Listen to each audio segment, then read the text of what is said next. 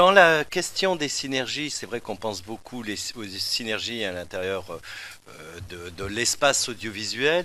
Il en est un qui a été évoqué et qui est réapparu dans le débat budgétaire sur le PLF à l'Assemblée nationale. C'est celui qui concerne un éventuel rapprochement entre France 3 et Radio France Bleu, puisque ces deux entités sont sur des entités publiques, l'une en radio, l'autre en télévision.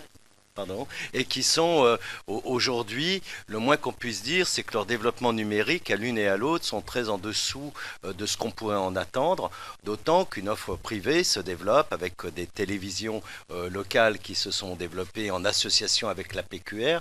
Donc il est assez urgent, je crois, à ce niveau-là, d'envisager un certain nombre de choses. Donc quel est votre point de vue? Le ministre du Budget, qui n'est pas celui de la Culture, a en réponse un peu évoqué cette possibilité de rapprochement. Puis deuxième point, c'est un point qui semble, lui, par contre, oublié, c'est celui de la radio numérique terrestre.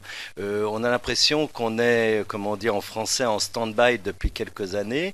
Va-t-on continuer à avancer au-delà des expérimentations dans quelques villes? A-t-on l'intention, à terme d'ailleurs, de débrancher la FM pour passer tout en numérique comme on l'a fait en télévision? Alors c'est sans doute un peu prospectif en l'état, mais quelle est la position du gouvernement et de vous, Madame la Ministre, à ce sujet? Je vous remercie.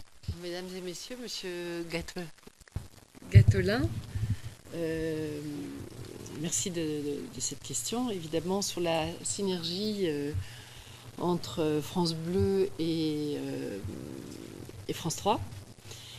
C'est ça. Ah, oui, ça va. Les réseaux France Bleu et France 3 représentent tous les deux un tiers des effectifs de leurs groupes respectifs et ont naturellement vocation à coopérer pour fournir un meilleur service de proximité aux citoyens.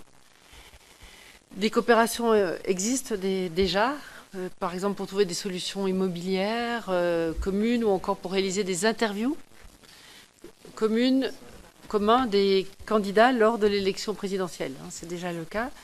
Ces efforts pourraient et devraient être poursuivis. Je pense notamment aux services en ligne d'information de proximité ou encore à la confection de programmes communs dans une logique multicanale, radio, TV, Internet. Dans tous les cas, ces coopérations devront être examinées le moment venu avec Radio France et France Télévisions, mais évidemment, nous le ferons.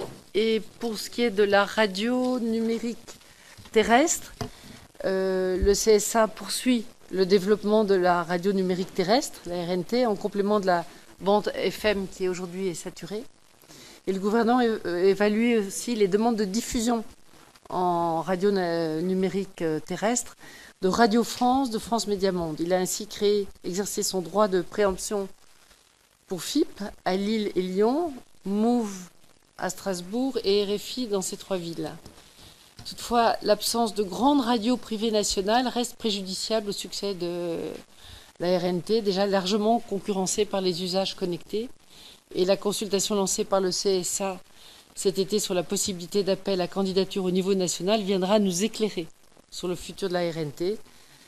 En attendant, la FM continue d'avoir de beaux jours devant elle. Son remplacement n'est quand même pas à l'ordre du jour.